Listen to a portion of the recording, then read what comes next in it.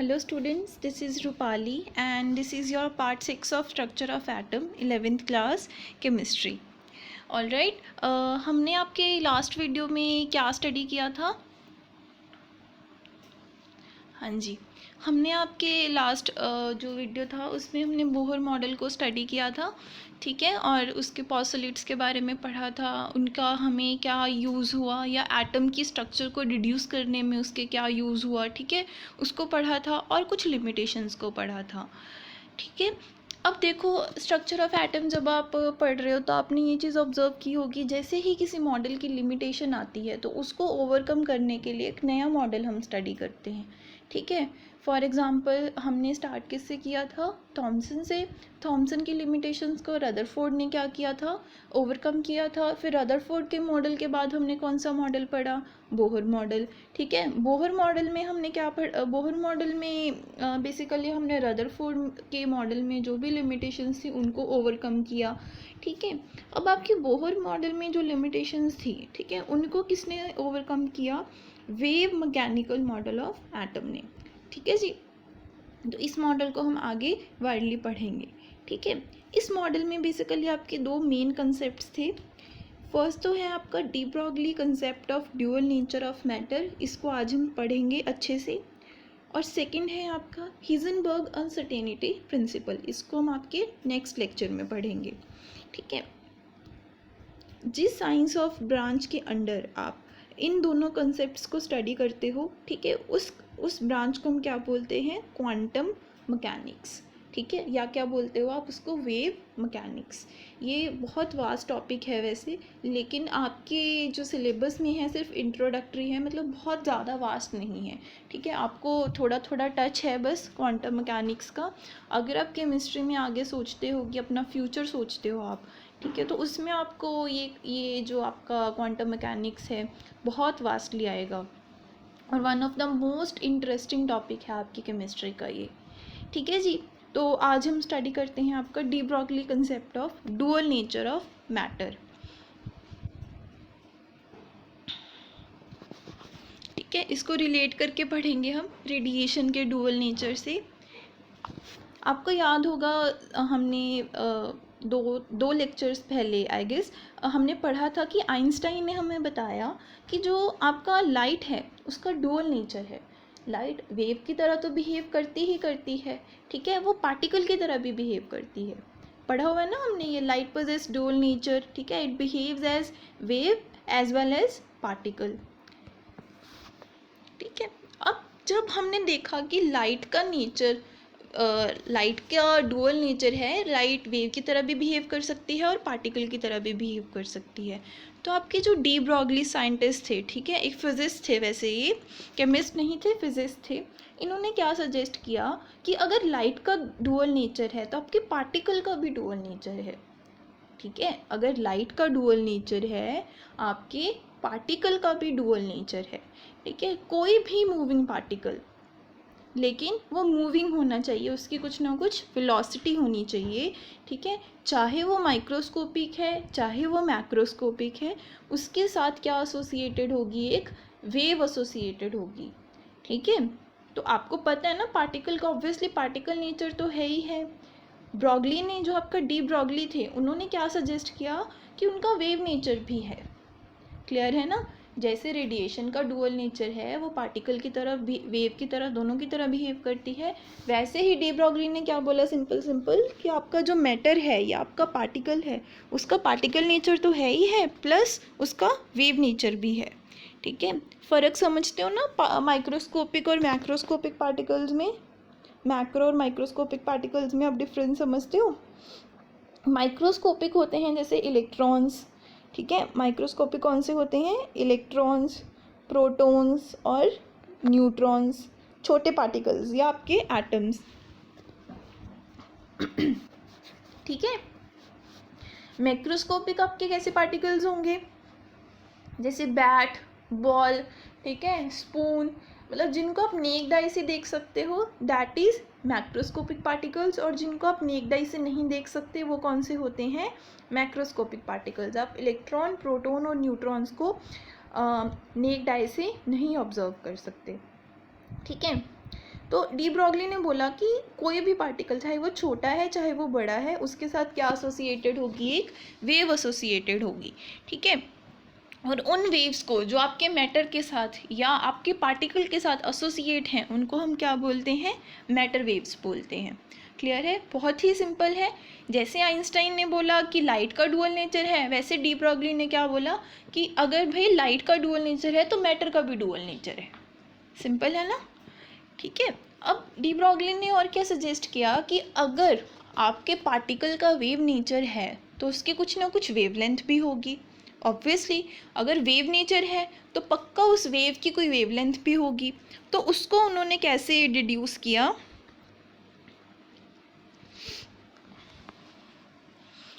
उन्होंने क्या अज्यूम किया, उन्होंने बोला कि आपका फोटोन, एक पार्टिकल है ना आपका फोटोन, उन्होंने बोला कि अगर इसका वेव नेचर हो तो इसकी एनर्जी कितनी होगी, E is equals to H mu होगी ना। म्यू आपकी फ्रीक्वेंसी होती है और एच आपका क्या होता है, प्लैंक्स कांस्टेंट,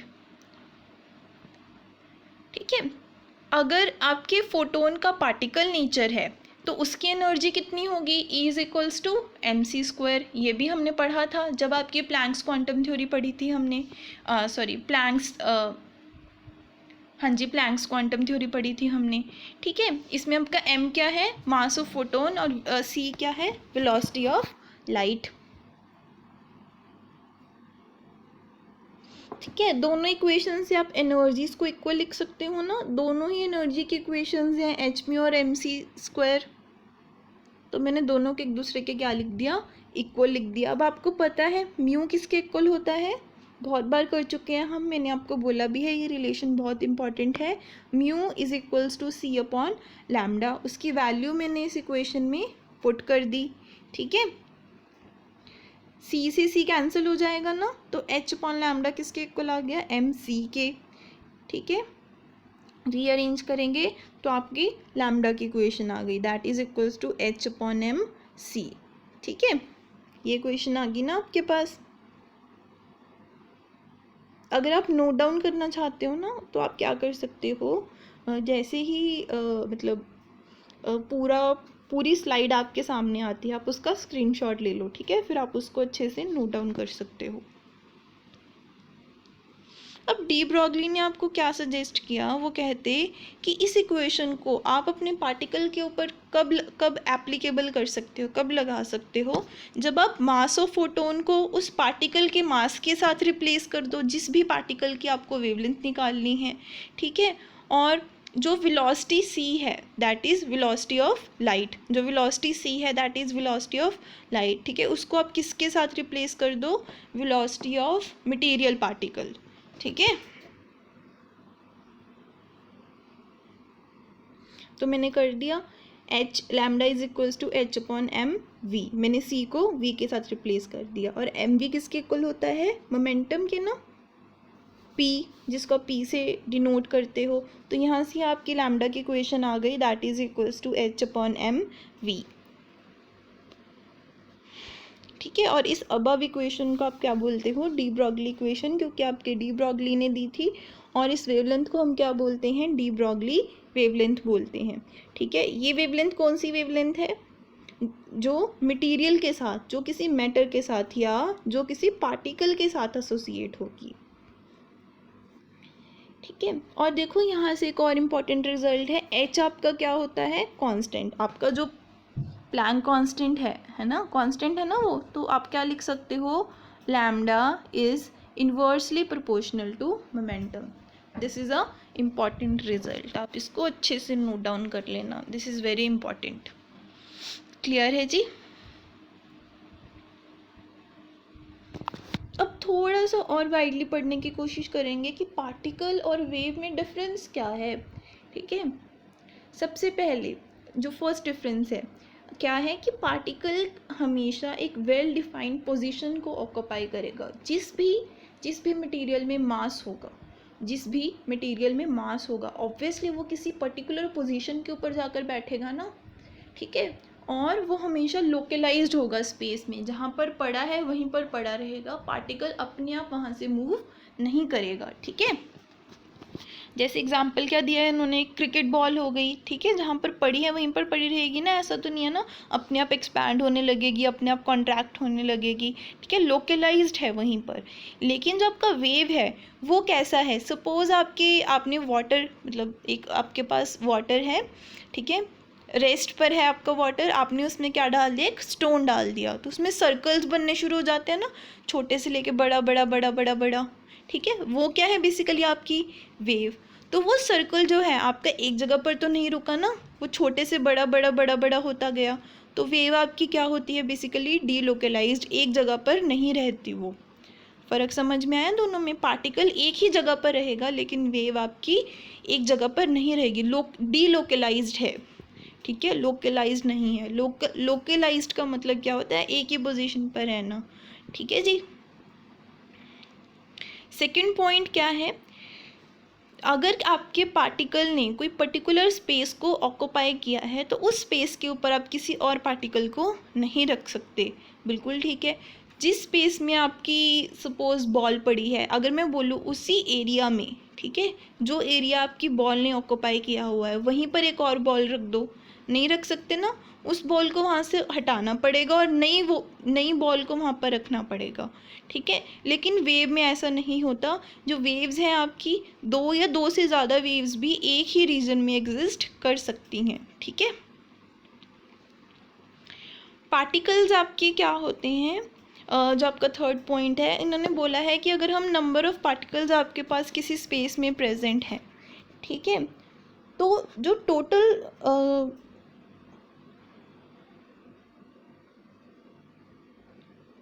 हाँ जी, जो टोटल वैल्यू है वो उनके सम के इक्वल होगी, ना ही कम होंगी ना ही ज़्यादा होंगी, ठीक है। मतलब अगर मेरे पास 10 बॉल्स हैं तो वो 10 बॉल्स ही रहेंगी, ऐसा नहीं है कि 10 की 9 हो जाएंगी या 10 की 11 हो जाएंगी, ऐसा कोई भी मैजिक नहीं होगा यहाँ पर। लेकिन वेव्स में ऐसा मैजिक पॉसिबल है, अगर नंबर ऑफ़ वेव्स प्रेजेंट हैं एक ही रीजन में, तो इंटरफेरेंस की वजह से क्या हो सकती हैं, या तो वो वेव्स क्या हो सकती हैं, बड़ी हो सकती हैं, या वो वेव क्या हो सकती है, छोटी हो सकती है। मतलब अगर मैं आपको सिंपल लैंग्वेज में, लेमैन की लैंग्वेज में बोलूँ कि अगर मेरे पास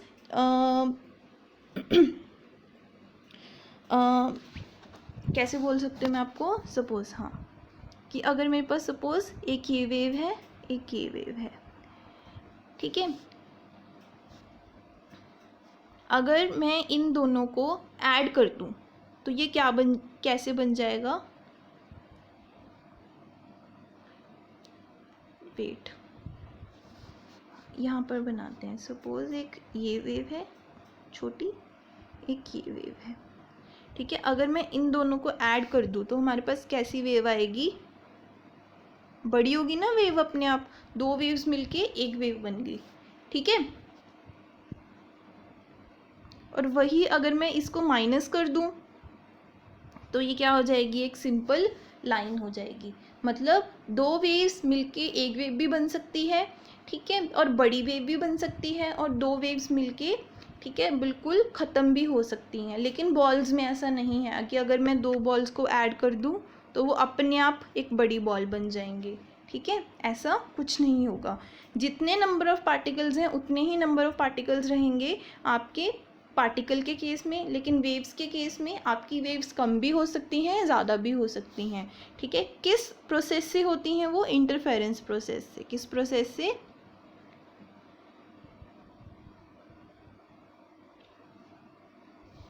किस प्रोसेस से, इंटरफेरेंस प्रोसेस से, ठीक है।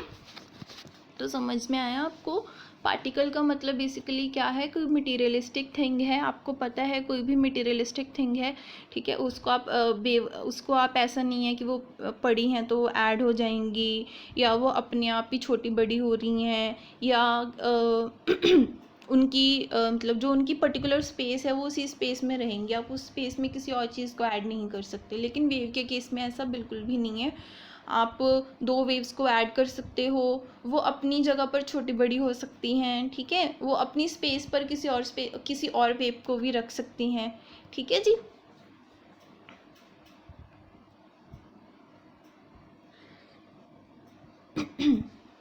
जैसे हमने पार्टिकल और वेव के नेचर को स्टडी किया, ठीक है, दोनों के बीच में हमने डिफरेंस स्टडी किए, वैसे ही हम देखते हैं कि जो आपकी इलेक्ट्रोमैग्नेटिक वेव है और मैटर वेव है, दोनों में क्या डिफरेंस है।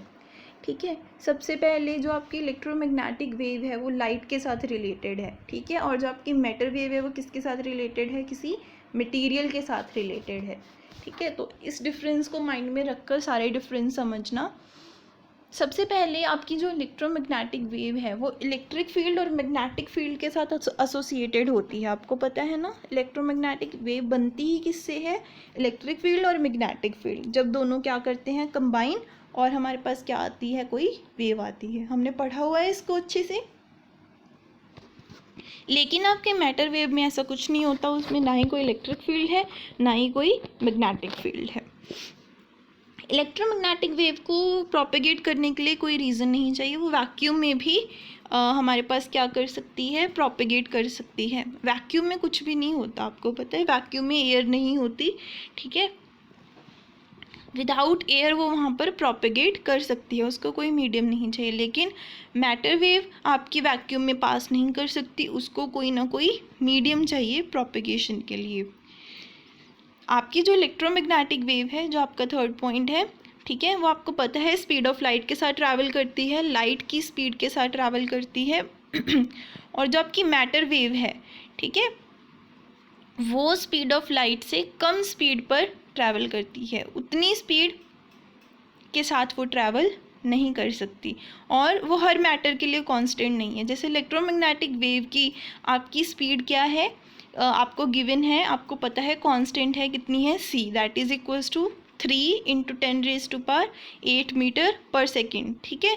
लेकिन मैटर वेव की जो स्पीड है वो कोई कांस्टेंट नहीं है, वो कितनी भी हो सकती है, ठीक है। जैसे मैं बोलूँ कि आप खुद एक पार्टिकल हो, आप खुद एक मटेरियल हो, आपके साथ भी कोई वेव एसोसिएट है, ठीक है, तो आपकी वेलोसिटी हमेशा कांस्टेंट थोड़ी ना रहेगी, ठीक है।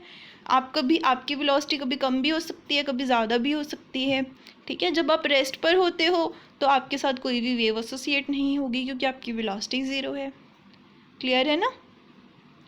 जो इलेक्ट्रोमैग्नेटिक वेव है, फोर्थ पॉइंट है, ठीक है, ये किसी सोर्स से एमिट होती है और सोर्स को लीव कर देती है, सोर्स को साथ लेकर नहीं चलती। जैसे हमारे घर में बल्ब लगे हुए हैं, ट्यूबलाइट्स लगी हुई हैं, इसमें से लाइट आती है, ठीक है, ट्यूबलाइट तो वहीं पर है ना, सोर्स तो वहीं पर है, ठीक है, फिलामेंट जो है वो तो वहीं पर है, लेकिन लाइट है, लाइट एमिट होगी वहाँ से। लेकिन मैटर वेव में क्या होता है, वो किसी पार्टिकल से एमिट होती है,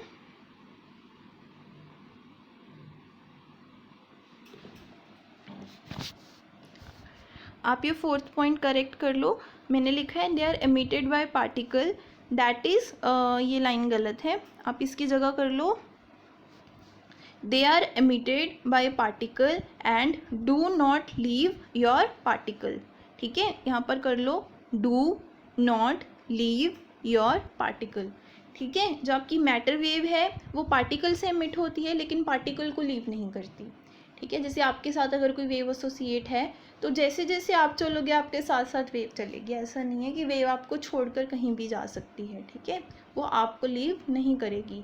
जो मैटर वेव है, इलेक्ट्रोमैग्नेटिक वेव में क्या होता है, वो सोर्स को लीव कर देती है, सोर्स को साथ लेकर नहीं चलती, ठीक है। लैम्डा किसके इक्वल है इलेक्ट्रोमैग्नेटिक वेव में, c/μ के, और मैटर वेव में लैम्डा किसके इक्वल है, h/mv के, ठीक है जी। डिफरेंसेस इंपॉर्टेंट है, आपकी अंडरस्टैंडिंग के लिए बहुत इंपॉर्टेंट है, ठीक है, प्लस इसमें इस पर क्वेश्चंस भी आ सकते हैं, तो इन डिफरेंसेस को अच्छे से स्टडी कर लो आप। नेक्स्ट है आपका डी ब्रॉगली इक्वेशन का सिग्निफिकेंस क्या है, ठीक है, इंपॉर्टेंस क्या है आपकी डी ब्रॉगली इक्वेशन की। डी ब्रॉगली इक्वेशन आपके सब मटेरियल और सब पार्टिकल्स के ऊपर क्या है, एप्लीकेबल है, बट आपके पार्टिकल्स क्या होने चाहिए, माइक्रोस्कोपिक, छोटे पार्टिकल्स होने चाहिए, ठीक है। अब ऐसा क्यों कि ये सिर्फ माइक्रोस्कोपिक पार्टिकल्स जैसे इलेक्ट्रॉन, प्रोटॉन, न्यूट्रॉन, एटम, इनके ऊपर ही एप्लीकेबल है। देखते हैं हम एग्जाम्पल से हम स्टडी करेंगे इसको। मैं आपको बोल रही हूँ, आप कोई भी बॉल ले लो जिसका मास क्या है 0.1 kg, और उसकी स्पीड ले लो कुछ भी, 60 मीटर पर सेकेंड ली है मैंने यहाँ पर, आप कुछ भी ले सकते हो, ठीक है। तो अगर हम मैटर वेव निकालें, मैटर वेव क्या होगी, lambda is equals to h/mv। Wavelength कितनी आएगी देखो इसकी, 10⁻⁻34 मीटर। ठीक है, तो ये तो वेवलेंथ आपकी बहुत ही छोटी है ना, 10⁻⁻34 मीटर। ठीक है, इसको तो आप स्टडी कर ही नहीं सकते। ठीक है, बहुत ही छोटी है, मतलब हम क्या मान के चलेंगे कि वेव है ही नहीं वहाँ पर। अगर पार्टिकल का साइज़ बड़ा है तो वहाँ पर वेव है ही नहीं।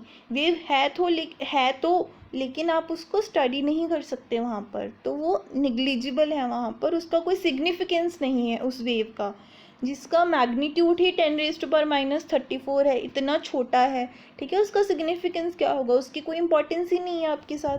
ठीक है, ऑन अनदर हैंड अगर मैं इलेक्ट्रॉन की बात करूँ, अब आपको उसका मास पता है कितना होता है, 10⁻30 kg, और मैं उसकी स्पीड यही ले लूँ 60 मीटर पर सेकेंड, तो आपकी वेवलेंथ कितनी आएगी, 10⁻⁵ मीटर। ठीक है, यूनिट्स ये भी बहुत छोटे हैं, लेकिन आप इसको क्या है, इसको स्टडी कर सकते हो। ठीक है, तो यहाँ से हमें क्लियर हुआ ना कि आपकी डी ब्रॉगली इक्वेशन किसके ऊपर एप्लीकेबल होगी, सिर्फ माइक्रोस्कोपिक पार्टिकल्स के ऊपर। ठीक है, इसको आप डेली लाइफ में, ये जो आपका कंसेप्ट है, इसको आप अप्लाई नहीं कर सकते। क्यों? क्योंकि आपके डेली लाइफ में जितने भी आपके मतलब अराउंड पार्टिकल्स हैं, वो सब मैक्रोस्कोपिक है ना, सब बड़े हैं। ठीक है, जिनको आप देख ही नहीं सकते नेक्ड आई के साथ। ठीक है, सिर्फ उसी के ऊपर ही एप्लीकेबल होगी। तो डेली लाइफ में इस जो इक्वेशन है उसका कोई सिग्निफिकेंस नहीं है, और इसीलिए आपको किसी मैटर के साथ कोई वेव ऑब्जर्व नहीं होती। क्लियर है जी? तो आप इस टॉपिक को अच्छे से स्टडी कर लो। अगर आपको इस टॉपिक में कोई भी क्वेरी है तो आप नीचे कमेंट सेक्शन में पूछ सकते हो, और आपको जो नंबर दिया हुआ है आप उसके ऊपर पूछ लो, और ईमेल आईडी भी दी हुई है। अगर आपको आप नंबर मतलब मेरे को कॉल करने में कंफर्टेबल नहीं लग रहे हो तो आप मेरे को ईमेल आईडी के ऊपर भी क्वेरीज पूछ सकते हो। ओके जी।